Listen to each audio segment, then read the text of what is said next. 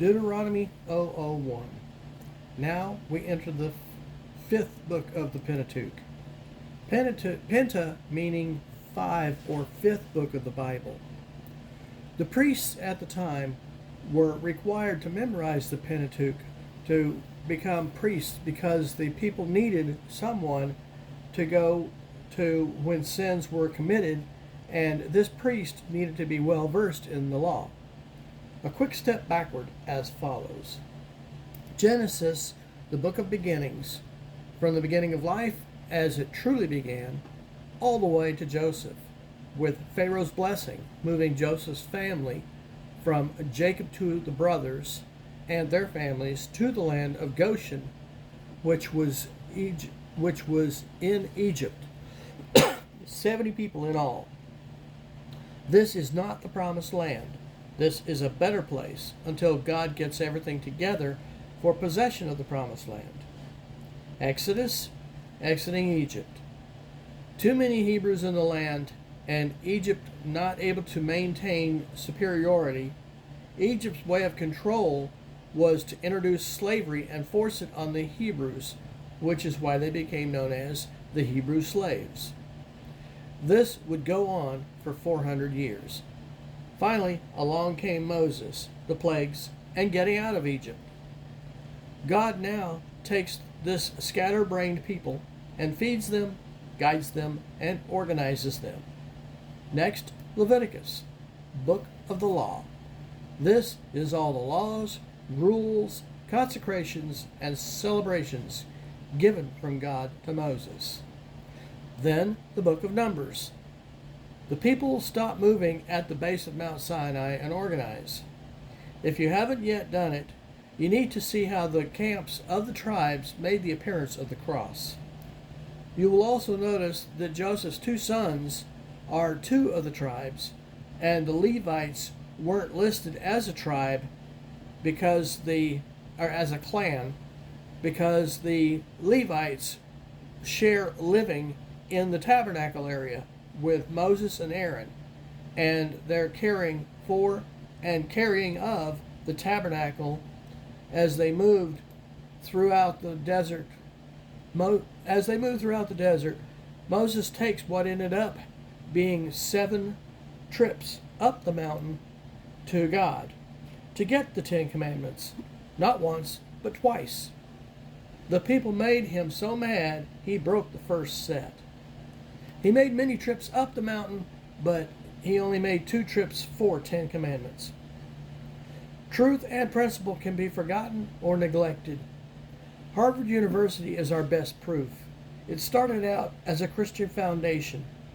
This sliding of Christian values slides off each year. It's like the rumor experiment. How much is remembered correctly from one person to another? This is the very reason for the book of Deuteronomy. To explain to the next generation what happened and to review the rules, laws, celebrations, and consecrations. Moses gathers the next generation and, lest they forget, remind them. Now we deal with the book of Deuteronomy. They call it the second giving of the law. I say it was Moses telling the next generation what the previous generation had done, and why they're being left to die, quite literally. Everyone but Joshua, Caleb, and Moses are passed on. Actually, Moses didn't go through because of what he did by beating the rock. He was only supposed to talk to it.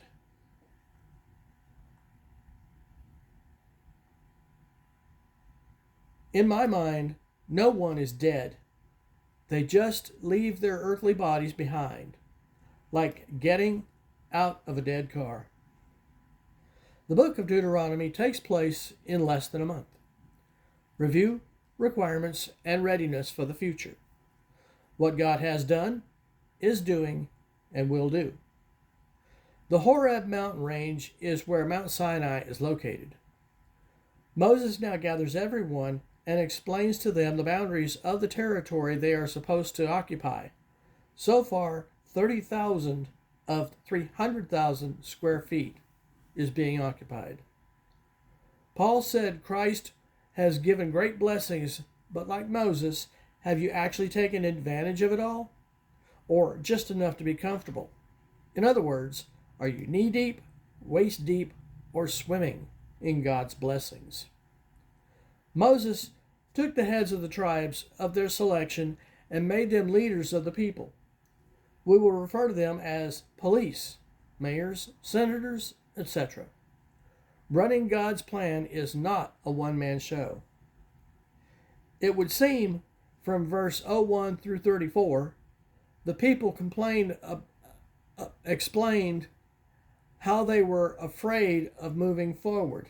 They're so afraid they got my tongue rattled. This is where the 70 men come from. Manage your life by what's important rather than what's urgent. These 70 will be your judges. If too hard, bring it to me. If it's still too tricky, Moses, will take it to God. Here is where you need to understand the term, speaking in the second person terms. Moses is speaking to the next generation, but talking to what is left of the previous generation. When he says you, he is actually talking to the older generation. Moses sent out spies to survey the land. I say survey because you are not to pay attention to the inhabitants of the land. It needs to be said here that this taking sometime, as in 02:14, which states they spent 38 years from Kadesh to crossing the Zered Valley. Out of 12, only 2, Joshua and Caleb, didn't look at who inhabited the land. Joshua and Caleb brought back a huge cluster of grapes for bragging rights. If you feel like we are going through the book of Numbers again, I did say review. Majority wins when God is the majority. Joshua will lead you into the land. Moses is 120 years old and finished with his journey. He will pass on all his pertinent information to the next generation. He will review, give regulations for the present, and give readiness for the future, historical, legal, and prophetical. He goes through the history of their travels. God sent us north of Seir and to Kadesh Barnea, which is the door to the promised land, and then to the Gulf of Aqaba, to Mount Seir, back to Kadesh Barnea yet again. Now it is time to get real for God. You are about to enter the land of Esau. They will be very afraid of you. Leave them alone. You don't get that land because that belongs to Esau. Acts 17:26. God always provides for your needs, not your greeds. He told them to leave the Moabites alone because they are the descendants of Lot, for this area has been given to them. The Amim, the terrible men, were like the Anakim. Leave them alone. Over to Kadesh Barnea, and that took 38 years. Israel was bad into rebellion. When you get to Ammon, leave them alone. Again, land of the giants and people of Lot. These and more the Israelites destroyed or went around. This chapter starts with speaking of the continued wars that Israel went through to get to the promised land.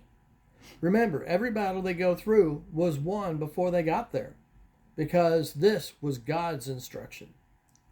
Emotion out of control can be the better of you and mess up your submission to God. Even love can be taken too far. Moses misrepresented God when he beat the rock, for when all God said was, talk to the rock. Moses said, shall we, when Moses didn't deserve any credit for the water from the rock. You shall not add nor take away any part of the word of God. See also Revelation 22:18. Baal of Peor. Baal means Lord, Master, or Ruler. Most often used in deity. Peor is a mountain east of the Jordan River, or river, in Moab. Baal of Peor was Lord of Peor. The children of Israel were en route to take the land that God had promised. The Moabite king Balak, son of Zippor, saw terrible trouble coming. He sent word to Balaam. Balaam wants Balak to curse the Israelites, and he couldn't do it. Balaam told him to send prostitutes to Israel with their idols. Jesus wrote to Pergamos about the doctrine of Balaam. Look up my video of Numbers 003. This is what he was talking about. 24,000 people died there before. You can't see God, but you can see what he can do. If you don't do what God says and it doesn't go well, you can't go to God and complain about things going wrong. Mount Sinai is great, but Mount Calvary is better.